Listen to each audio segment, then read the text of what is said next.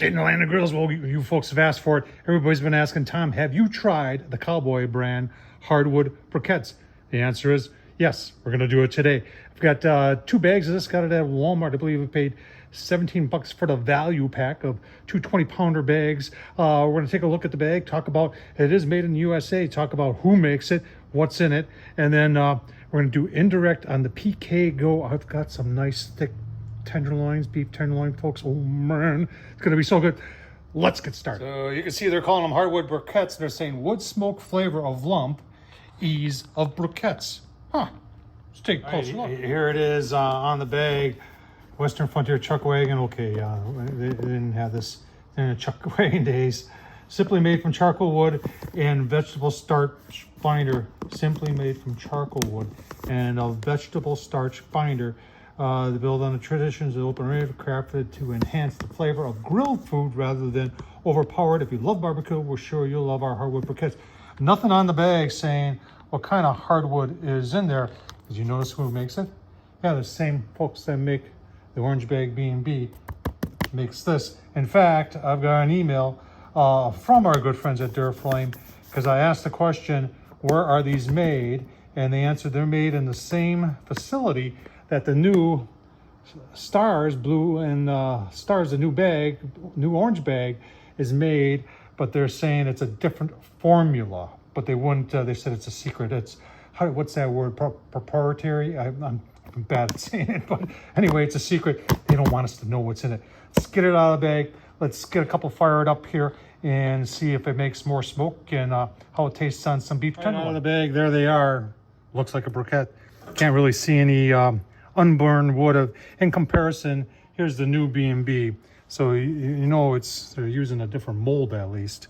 We're gonna get these fired up with a torch, and then we'll put about maybe another half a dozen or so on top of them, and we'll take a look at that beef tenderloin. Put them on this side. We're gonna do low and slow. I'm gonna have my vent open on the bottom. Over here in the PK Go, the top vent will be closed, and we're gonna roll our smoke right over our beef tenderloin. Oh man, gonna be so good.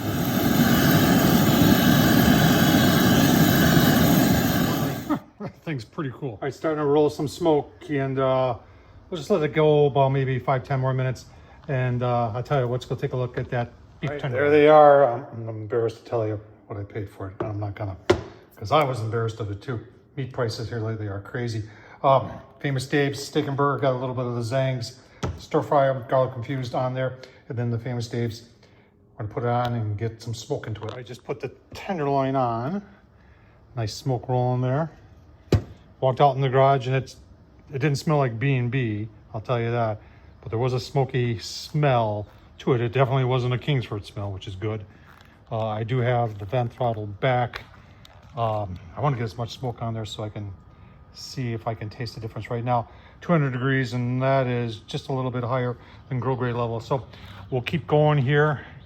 Obviously, you know that I like my steak rare, and that's going to take this to about 100 or so, maybe a little higher. Maybe we'll try and get this here, maybe we won't, I don't know. Keep watching to find out. Oh, there's a tease. All right, I think we're right around 30 minutes. Cowboy, smells okay. Smells like charcoal. We're maintaining the 200 there. That's good. Take a look, see here. We've got the old fireboard here. You never figure this out. You gotta lift up to get it out. Fireboard spark. Let's see how we're doing. Nice color there. See the charcoal. We got ways to go here. Oh, look at that. Maybe not. 112. 107. Yeah, we need to pull these off. I was not aware that I was cooking that quick. All right, we're gonna pull these off and give that some air there, get that going with some cast iron, put our grate on top of there and give them a sear. All right, so I put the fillets in the house while I was waiting for everything to ashed over and good and hot here. And the smoke smell is very, very nice. I think the Cowboy is doing a good job. Let's give it just a little bit of a sear, and then we'll give you a look-see. All right, about 2 minutes. Give them a flip here. Oh yeah, nice little sear there. Nice color. Very, very nice. Keep on going. This time we'll go probably 3 minutes, and then they'll be done. Toasted a bagel. Yeah, you're right. We're gonna make a filet mignon bagel sandwich.